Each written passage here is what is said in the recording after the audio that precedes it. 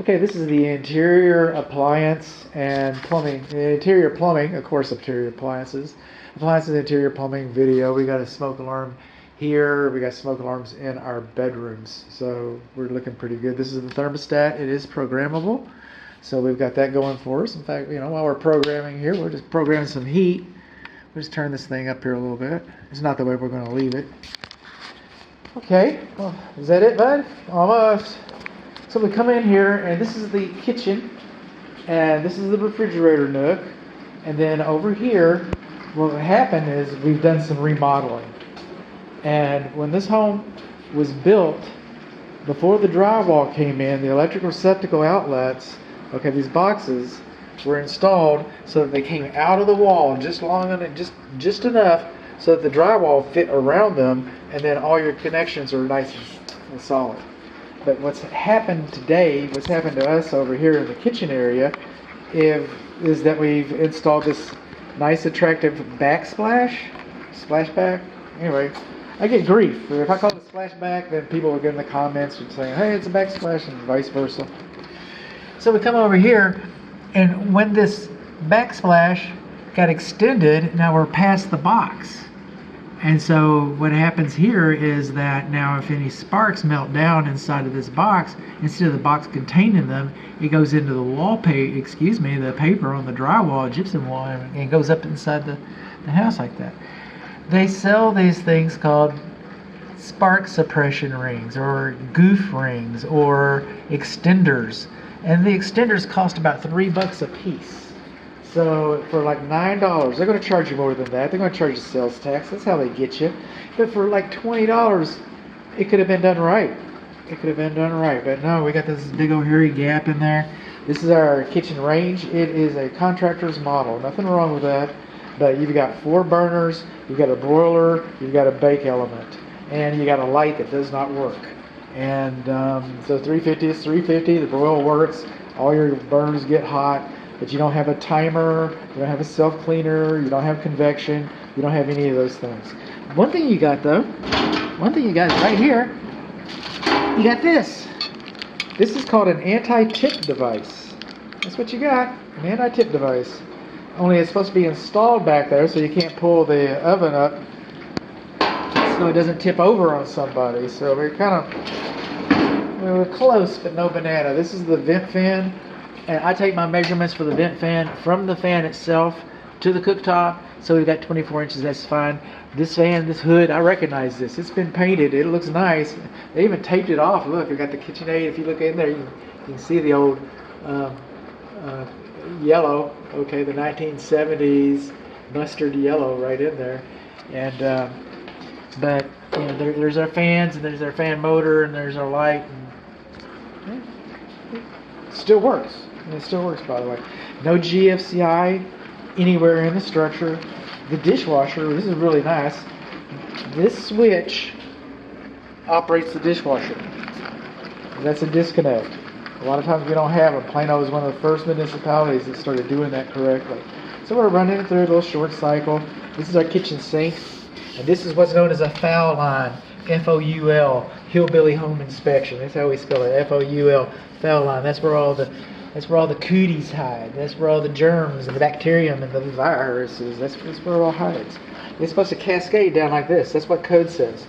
Now, what supersedes code? The manufacturer's installation instructions. Okay, well, so if the manufacturer says that it's okay to have this lip, then nobody can really argue about it. So nobody's going to change that. I wish. I don't want to discount my work. But, your rubber was like, just put some bleach under there. Okay, I get it. Thanks for looking out for me. So, we're coming on down in here. And we're underneath the sink now. We're moving down, and I'm still talking about the foul line. Alright? I'm still talking about the foul line. If I get my flashlight to work, it'll be even better. How about that? You just die all at once? That's not right. So, we come up underneath here, and look at this. Sticks. That's what's holding your sink up, is these sticks with these screws. That stick that's splitting right there, that's what's holding your sink up. Just put a stick in it, Philip, we're going to the beer store. Oh, Doug, you're the fastest guy in the shop. Getting a raise next week, that's the way we do it. No, you're supposed to have clips on this. What kind of clips do you say? The clips that the manufacturer sent with it. What kind of clips are that? Could you imagine? The same ones that are on your bathroom lavatory basins. Both of the bathroom lavatory basins, they could do the clips for those. Why can't they do the clips for this? That's what I want to know. Inquiring minds. Our floor down here is a little warped, a little worse for wear, and this is a flexible drain line. All right? You're not supposed to have flexible drain lines. You got a flexible drain line on the kitchen sink. You got a flexible drain line on both of the bathroom lavatory basins. You're supposed to have a smooth, self-clearing drain pipe. You're not supposed to have a rough drain. I know that they sell it at the box store and it makes it easy to install stuff. I get all that. But no, you're not supposed to have a flexible drain. So we're coming on out of here. Speaking of flexible drains, see this drain right here? Which I sure miss my light. You know what? I got a light. How about that? In fact, we've been doing, see this drain right here? That's a flexible drain. Right there. See that drain right there? It does not have a high loop. It does not come up to the bottom of the sink and then down. So when you got the barometric pressure up here, you know, from Elon X's space whatevers, and it's all pushing down on your head, and it comes down here and takes all this dirty water. It pushes the dirty water down this drain pipe right there, downhill into your nice clean dishes. You're supposed to have a high loop there to help prevent that. I think this is a 1/3 horsepower food waste disposal. I'm going to look it up. It looks like it's got some years on it, but that's okay. But what I'm concerned about is the electric cable coming into the bottom, right in there. You're supposed to have a clip right there. You're supposed to have something to protect the cable from melting down, man. That's what you're supposed to have. All right. Wow, that's a lot. I know. But we're getting started, aren't we? Hot's on the left, cold's on the right. Everything works, goes down, it's supposed to go down. Let's move our way into the laundry. I don't know why they call this a sink, but that's called a sink. And that's just built in like a picture frame. It's not supposed to be built like that. It was okay when this home was built. It was okay when my home was built. My home looks like this. My home's not for sale. All right, so you should have a nice little waterproof sink is what they call it, a box in there. Your hot and cold should be labeled as being hot and cold. This is not GFCI protected. This is not GFCI protected, and this is 3 prongs. This is your clothes dryer vent, and it's supposed to have a little box built in the wall, kind of like that, so that you can hook your clothes dryer connection up. You can slide the clothes dryer all the way in. You're supposed to have a box like that. It's also supposed to be labeled. And when I was on the roof, I noticed this. It's not on the roof video, but this has got the wrong type of vent cap on the top of the house. It's got a little birdhouse looking vent cap. Those are no longer acceptable. Okay, it's passive, and birds make nests in them. That's another reason. And I might get that thing off and get my camera up there. We might do that.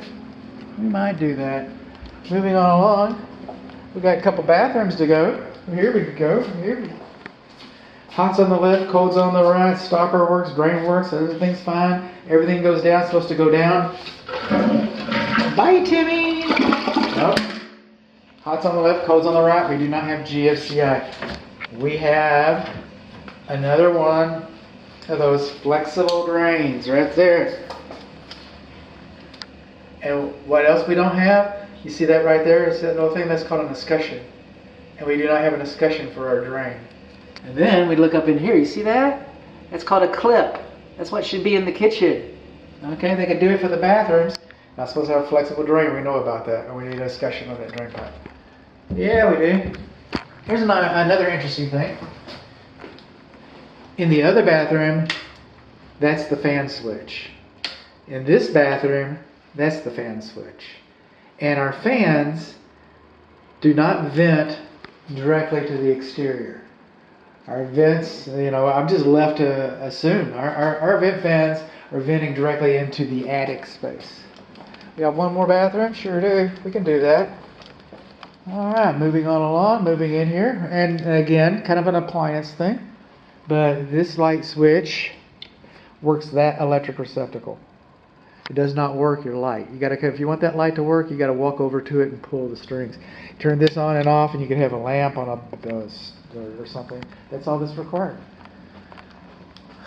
We're also not supposed to have bare light bulbs in closed closets. There's a smoke alarm, and this is the primary bedroom suite bathroom, and then the fan switch is over on the end. Hot's on the left, cold's on the right. We got the flexible drain. But we do have a discussion plate. Again, everything goes down, supposed to go down. Hot's on the left, cold's on the right. Everything is looking